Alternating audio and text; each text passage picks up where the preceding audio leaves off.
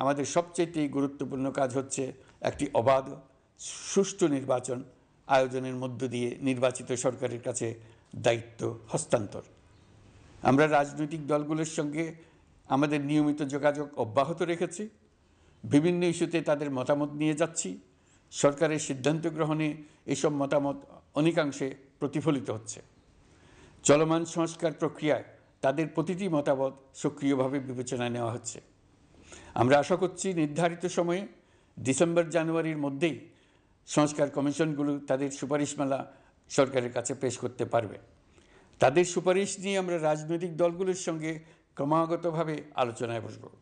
সকলের ঐক্যমত্যের ভিত্তিতেই আমরা সংস্কার প্রস্তাব চূড়ান্ত করব। নির্বাচন কবে হবে এই প্রশ্ন আপনাদের সবার মনেই আছে, আমাদের মনেও সারাক্ষণ আছে।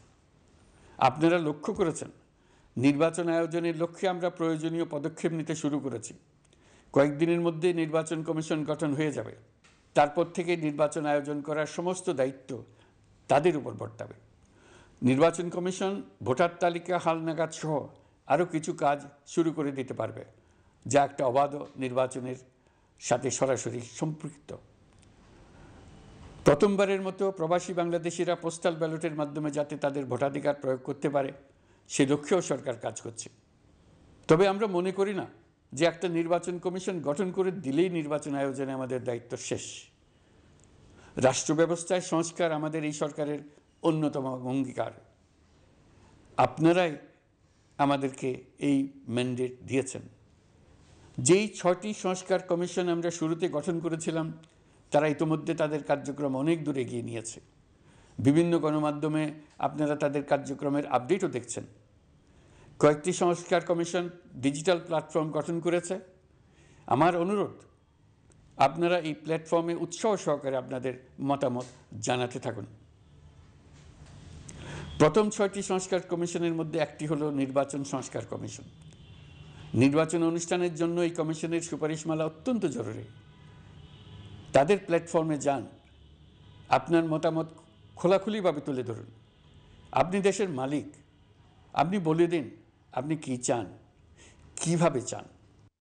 নির্বাচন নিয়ে আপনাদের সকল বক্তব্য বিনা দ্বিধায় বলতে থাকুন। আপনার মনের কথা তুলে ধরুন। আমার অনুরোধ, সংস্কারের কথাটাও একই সঙ্গে বলুন। সংস্কারকে পাশ কাটিয়ে যাবেন না। নির্বাচনের কথা বলার সঙ্গে নির্বাচন ও অন্যান্য ক্ষেত্রে সংস্কারের কথাটিও বলুন। সংস্কার হলো জাতির দীর্ঘমেয়াদী জীবনী শক্তি। সংস্কার জাতিকে, বিশেষ করে আমাদের তরুণ তরুণীদের নতুন পৃথিবী সৃষ্টির সুযোগ দেবে। জাতিকে বঞ্চিত করবেন না।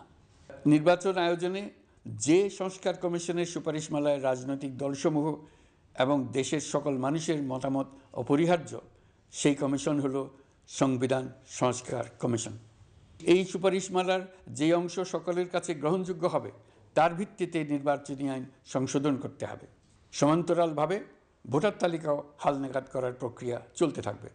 আমি নিশ্চিত নই সংস্কার প্রস্তাবসমূহ বাস্তবায়নের সুযোগ আমরা কতটুকু পাব। তবে আমি আপনাদের কথা দিচ্ছি, আপনারা সুযোগ দিলে প্রয়োজনীয় কিছু অত্যাবশ্যকীয় সংস্কার কাজ শেষ করেই আমরা আপনাদের কাঙ্ক্ষিত নির্বাচন আয়োজন করব।